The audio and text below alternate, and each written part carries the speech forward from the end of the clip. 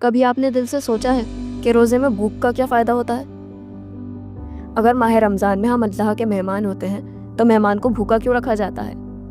क्या रोज़ा सिर्फ भूख और प्यास का नाम है, या इसके पीछे कोई गहरा सिस्टम है जो इंसान को अंदर से ट्रांसफॉर्म करता है? देखिए, मैं रोज़े का मकसद और उसकी फ़िलॉसफी नहीं डिस्क्राइब कर रही हूँ, एंड मैं कर भी नहीं सकती because I am not Alemao.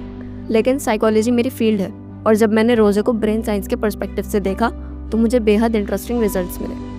Ayatollah Jawad Maliki Tabrizi, जो इमाम खुमैनी के टीचर थे, वो अपनी किताब अल-मुराक़िबात, जिसकी इंग्लिश ट्रांसलेशन का नाम spiritual journey of the mystics है, उसमें लिखते हैं, भूख को बर्दाश्त करना जो रोज़े का सबसे ज़ाहिर हिस्सा है, एक मुखलिस मुसाफिर के लिए जो अल्लाह के रास्ते पर सफ़र कर रहा है, बहुत से फ़ायदे लाता है, ख़ास तौर पर रूहानी रोशनी और अल्लाह की मारिफत हासिल करने के नज़रिए से, और साथ ही उसकी रूहानी कमाल तक पहुँचने की तरक्की में भी मदद करता है। इसके बाद वो रसूल सल्लल्लाहु अलैहि वसल्लम की एक रिवायत बयान करते हैं जो थोड़ी लेंदी है, तो मैं उसे यहाँ डिस्क्राइब नहीं कर रही हूँ।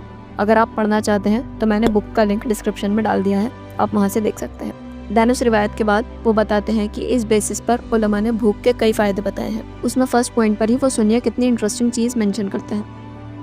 रसूल से रिवायत है, जो शख्स अपना पेट भूखा रखता है उसकी सोच अपने बुलंद तरीन दर्जे तक पहुँच जाती है, और इस तरह उसकी रिफ्लेक्शंस और भी मजबूत हो जाती है। आमतौर पर हम समझते हैं कि भूख वीकनेस देती है, लेकिन न्यूरोबायोलॉजी कुछ और कहती है। न्यूरोबायोलॉजी ऑफ हंगर के अकॉर्डिंग जब इंसान भूखा होता है तो बॉडी दो इम्पॉर्टेंट केमिकल्स एक्टिवेट करती है, ऑरिक्सिन और ग्रेलिन।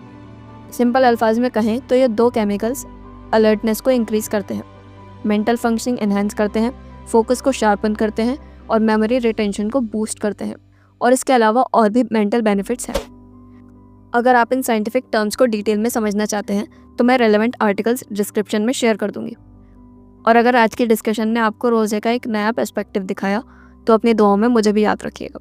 अल्लाहुम्मा अज्जल वलिय्यकल फ़रज।